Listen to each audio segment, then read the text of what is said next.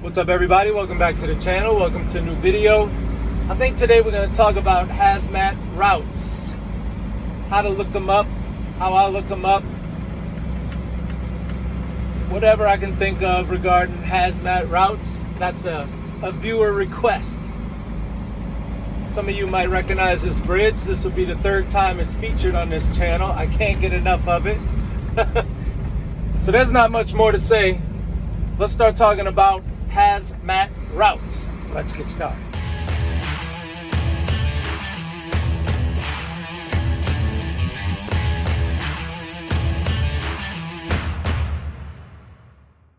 Okay, I already have the Google search of the Federal Motor Carrier Safety Administration HazMat routes, but you have to scroll to fmcsa.dot.gov and National Hazardous Materials Route Registry.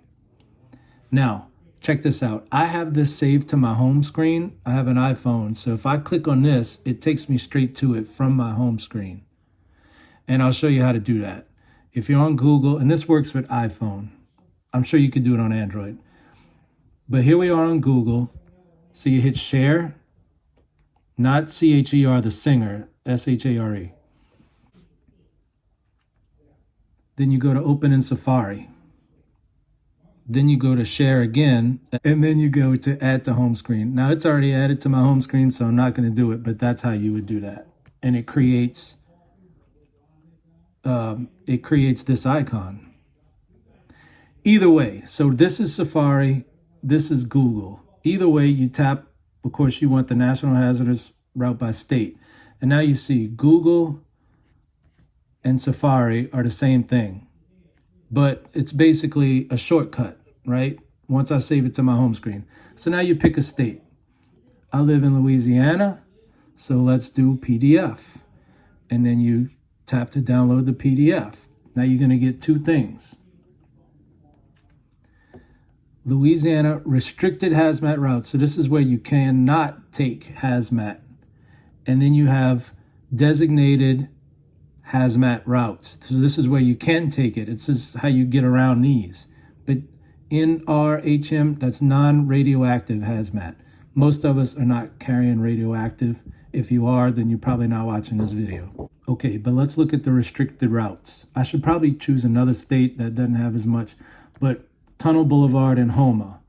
So that's a road with a tunnel. Of course, we can't go through tunnels. Harvey Tunnel near where I live. State Highway 73 in Ascension Parish from I-10 to State Highway 74.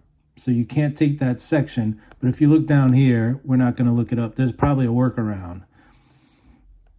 And then also within 300 yards of schools and stuff like that. So anyway, it gives you the specific routes, and then you can look these up on a map to see, and then do your route planning, and we'll look at that in a minute.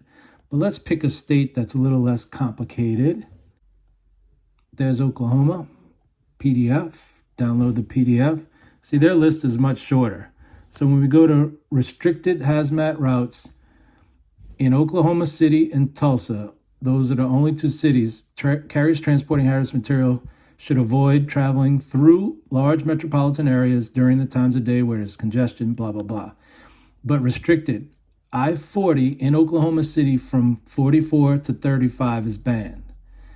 Basically, they don't want you going through the heart of downtown. When you get to 40, you have to go around, take the 240. And it'll probably tell you that down here. So here's the designated routes where you can go. You can go on all interstates. They should remain, though, on interstates when possible.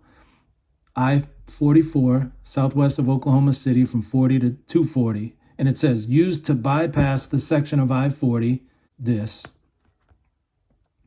running through downtown Oklahoma City. 240, south of Oklahoma from 40. So same thing. It's used to bypass the section of I-40 running through Oklahoma City. And you'll get the same thing, used to bypass downtown Tulsa. Got it? That's pretty easy. Maybe we could do one more. How about the state I was just in? Maryland. PDF. Maryland. So Maryland, so we have these restricted routes, and it's a lot of, look, bridge, another bridge, another bridge, a tunnel, JFK Highway, I don't know where, and another bridge. But then here's your designated routes. Take the 495, restricts all vehicles carrying hazardous materials to the right 2 lanes. So you can't, it tells you, you know, if you're crossing that bridge, find another route. Now back to Oklahoma, they do have a map option. Okay, so let's zoom in, and we know that they don't want you taking the 40 through downtown. EB2. Interstate 40 from 44 to 35 is banned. B2, let's click on this one. This is a designation. This is used to bypass, as we were saying. So you can click on the map and it'll kind of tell you what it would be nice if they would just give it to you in red. They don't want you in this section. Remember, from 44 to 35, you can't be in this section from the 44 to the 35. So you have to take the 240 or come around this way. Let's move on to Garmin. Rand McNally is the other popular GPS for trucks. When you get it, you have to set it up and you can do HazMat. So we'll do, there it is, hazardous material. Now, a lot of times I'm doing class 3 flammable and like class 8, maybe corrosive liquids. So just do that and hit save. Now, every route that it gives you will be avoiding all of these. See, it's got class 8 and 3. Now, we would do in Oklahoma City. So why don't we enter a search? There's a TA. Travel Centers of America, and let's search near a different city. Let's do Oklahoma City. Oklahoma. And then there it is. So this is on I-40. It's off of I-40. And remember, we can't go through it. So let's look for the route.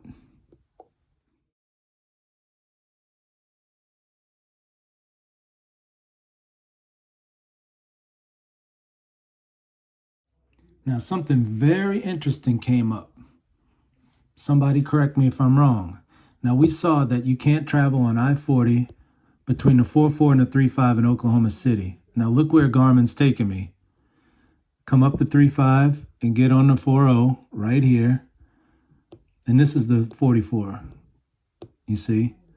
So HazMat is not allowed right there, but Garmin's taking me right through it, which means never trust your Garmin.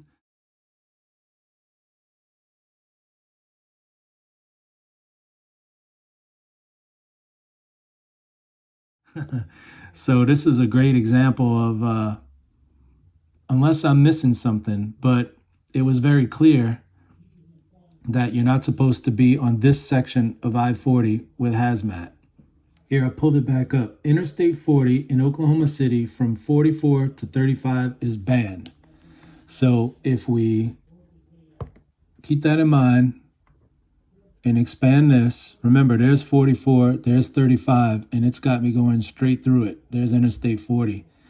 So Garmin, we got a problem. I'm glad y'all got to see that, because I kind of want to do a whole video on just how bad Garmin is. You should never rely solely on Garmin, ever, because you will get into a lot of trouble. So when you're doing your route planning, use Google Maps, use Garmin, and the good old Atlas. They sell these at truck stops. This is for 18-wheelers, and it gives you a lot of valuable information. I'll show you some stuff. Now, we've been talking about Oklahoma a lot, so here's Oklahoma. You can see here they give you some low clearances and what the route is, tell you where the weigh stations are, and some restricted routes, although they don't tell you what the restriction is. So you can assume that some of them are over width or over height or overweight routes right here. So there is some good valuable information in this. And if you look at the map, they've got Tulsa and Oklahoma City on the same page. And there's a legend showing, you know, what the blue and the yellow mean. So basically it's a truck route. You see the blue, it'll show you that that's a truck route. The problem is, as we've already seen in Oklahoma City, I-40 between the 4.4 and the 3.5 is restricted to HazMat. You don't see that restriction on the Atlas though. All right, that's it for that part of the video. We got story time coming up next. So for those of you leaving me, I want to thank you for watching, and I hope you watch the next one, and I hope you enjoyed it. And so, adios, auf Wiedersehen, sayonara, arrivederci, au revoir. All right, for those of you sticking around for story time, let's do story time. Today's story time doesn't have anything to do with trucking, but it's something that's sort of universal. We all have to deal with, and that's poor customer service. And today I'm picking on the restaurant industry. I'll give you two quick stories. I spent New Year's Eve in Baltimore, and everything was closed, but I was hungry. Even the restaurant and the truck stop was closed. So I took off on foot in the rain. The only thing that was open was an IHOP, International House of Pancakes, which I don't eat at, but in a pinch, and they were open. So I walk in, the place is empty, not one customer, and there's two waitresses sitting in the booth just talking on the other end of the dining room. So I walk up, it says, please wait to be seated. So I go up to the hostess stand, podium, whatever you call it, and I make eye contact with the one waitress who's facing me. She says nothing. So I'm like, all right, I'm about it. I'll play this game with you. I'm just gonna stand here. So we're now in a standoff to see who can outlast the other one. Ha! And she's about as ignorant as they come. And she's doing a great job.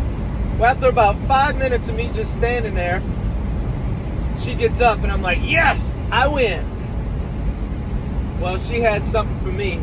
She spins around and goes to the booth behind her, and she was charging her cell phone, and she had to get her cell phone. She spins right back around and sits down and looks at me, and it's back on. I'm like, oh, I felt so defeated and dejected and crestfallen, and just, oh, she got me. I gave up. She won. I walked out, and I ended up, there was a wing place, so I got chicken wings. Next story. I was at a Mexican restaurant, and I sat down, and the waitress got my drink order wrong, but I'm a pretty cool customer. I'll drink basically whatever you bring me. So I didn't send it back. She brings out the chips and salsa, and I ordered an appetizer, and they give you those little plates to eat the appetizer on. Well, she didn't bring me a plate. I said, hey, excuse me, you have any of the plates for this? Very apologetic. Oh, I'm so sorry. Yeah, I'll go get you one. She's walking back, and the plate must have had food stuck on it that the dishwasher didn't get off. And she uses her thumb to start wiping. Remember when you was a kid and your mama would like lick her thumb and wipe some schmutz out of your eye? Pardon my Hebrew slang. I'm not Jewish, but, or like out of the corner of your lip when you was a little kid, and you're like, stop. She didn't lick her thumb, but she used her thumb to like right in front of me and handed me the plate. I was like, what happened to customer service? And like, now again, I'm a cool customer, so I took the plate and ate off of it, but I can't believe it's like they'll hire anybody, you barely get trained. They like, look, this is how you take an order, this is how you use the cash register, and that's it. They forgot to teach her the finer points of service. Like, you don't wipe your greasy thumb on somebody's plate in front of them and hand it to them. You go get a clean one out the kitchen. And just as an aside, somebody pointed out from another part of the country, they say, it's not greasy, Jay, it's greasy. So, as far as customer service goes, I think, they're talking about having robots in restaurants. You just tell the robot your order or punch it in on a touch screen, and then the robot comes out with a tray. Maybe that's a good, I don't like hearing that, but maybe now I'm starting to think that might be a good idea, because man, customer service is dead. Okay, so that's the video for today. I hope you enjoyed it. I hope you loved it, in fact. And I hope you watch the next one. And I hope you just anticipate it all week. All right, I'm asking too much. That's not going to happen. But I do hope to see you on the next one. And until the next one, this is Jason. Signing out.